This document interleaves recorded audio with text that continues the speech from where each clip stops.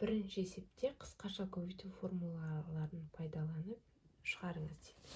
Біріншісі а квадрат минус в квадрат түріне келтіреміз. Ол деген 64 бізде 8-дің квадраты. Онда 8с минус к квадрат кейін 8с плюс к-ның квадраты болады. А минус в-ның квадратына келтірдік. Екіншісі формула бойынша ашамыз. Сонда көбейткен кезде 4d-ның квадраты кейін y-ның квадраты. Қосылған 2 еселенген, кейін формулада 2 бар. Сонда 2 мен 5-дің көбейтіндісі 10, 2-ге көбейтсек 20 ди болады. Келесі қосылған 5-дің квадраты 25 жазылады. Енді мына жерде формула бойынша ашамыз. Бұл жерде 3 дәрежелері бойынша ашамыз. Мына жерде. Сонда бізде формула бойынша бірінші мынау 27 деген сөзіміз бізде 3-дің 3 дәрежесі. 3n азайтылған, ал 125 деген сөзіміз 5-дің 3 дәрежесі. 5-дің m дәрежесі болады. Мынау а куб минус в куб деген сөз. Келесі формулада уже квадраттарын жазамыз. 9n квадрат қосылған бізде а көбейтілген в, яғни біз мына екеуін көбейтеміз. Екеуінің көбейтіндісі 15 mn болады. Қосылған v-ның квадраты, v деген сөзіміз міне. Сонда 25 m квадрат. Екінші есепте теңдеуді шешіңіз дейді.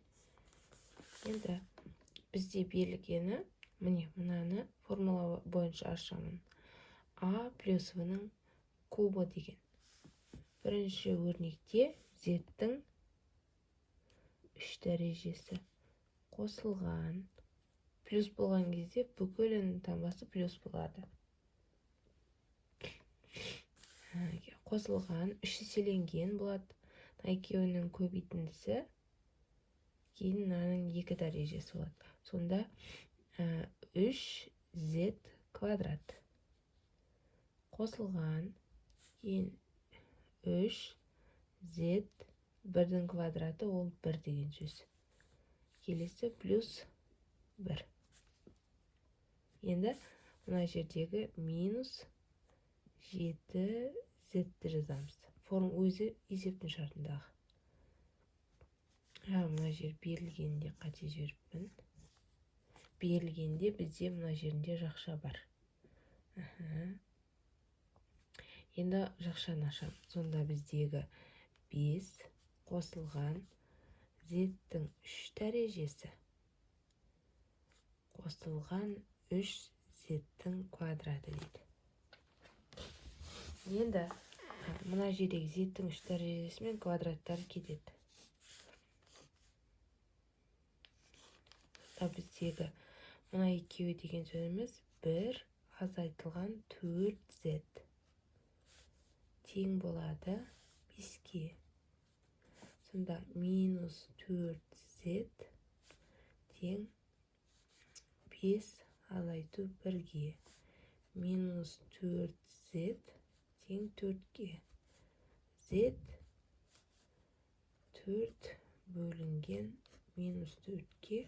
Ол деген сөзіміз z тең минус 1-ге деген сөз. Үшінші есеп тиімді тәсілмен есептеңіз дейді. А квадрат минус в квадрат бойынша ашам. 11 азайтылған 8. 11 қосылған 8. Екіншісінде 10 азайтылған 9. Кейін 10 қосылған 9. Екеуін бір-бірінен азайтсақ 3 көбейтілген. Мына екеуінікі 19. Ал мына екеуі 1-ді береді. қосылған 19.